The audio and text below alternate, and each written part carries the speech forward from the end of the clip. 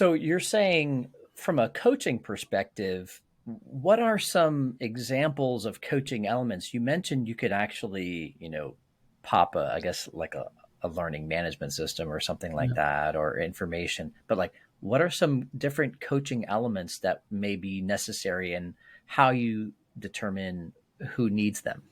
Yeah. Well, the coaching elements are all connected to skills and behaviors, right? You don't teach somebody to become better at a number because you can't really become better at a number. I got to teach somebody how to become better at a skill or behavior they need to improve on. But Amplify does that translation using the high performing persona. So you have an associate that's not doing well. We can understand what are the numbers and metrics they're not doing well on, and then compare that to how their skills and behaviors work within conversations to what the high performers are doing, and then really understand where they're having the biggest challenge. What's the difference between what they do in certain areas versus what a high performer does, and drive a very specific coaching action to their leader. Because having the leader figure out how to connect all those dots now is very hard because there's data sitting in lots of different places to connect all these dots together. But an AI can connect those dots very easily once the personas and logic and models are built. Yeah, because you make it sound super simple. Yeah, Like, oh, you just coach them on what they need next in the skill yeah, set.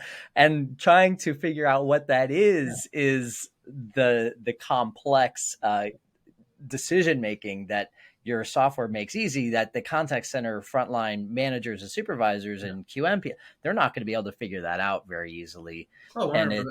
Yeah. And they're all trying to do it manually today, right? The process in a contact center today is, oh, you get all these reports on performance. You have somebody not doing well. You're going to try to figure out what to help them with. They may not be doing good on multiple metrics. You're going to find one, which may or may not be the right one. You're going to listen to one or two calls, trying to understand what they do, which is a very small sample size. You may not even connect the right skill or behavior. You may not even know what the best practice is as a team leader, right? You think something's a best practice, but the high performers are doing something different. That's getting them their performance. So one, you don't even know what the right best practice is. So you find an issue. You may coach that issue. You may coach them on the wrong topic, on the wrong best practice, the wrong everything, because you're trying to figure all this stuff out manually. right. Whereas we're going to take all those issues that you're trying to identify out of the way, so you can just talk to your employees and be good at role plays and be good at teaching them things versus trying to connect dots together, trying to find those things.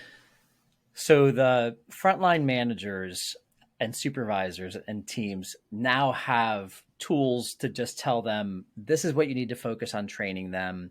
Yeah, This is where the coaching is required. This is where the different skills that they have gaps on. And you basically just lay out for them the next best action for each and every single agent and team, et cetera. yeah, exactly. That's exactly what we call it now. We give every team leader a next best action for everyone that reports to them. We even build a daily game plan that says, here's all the people that report to you. Here's the next best action for each one.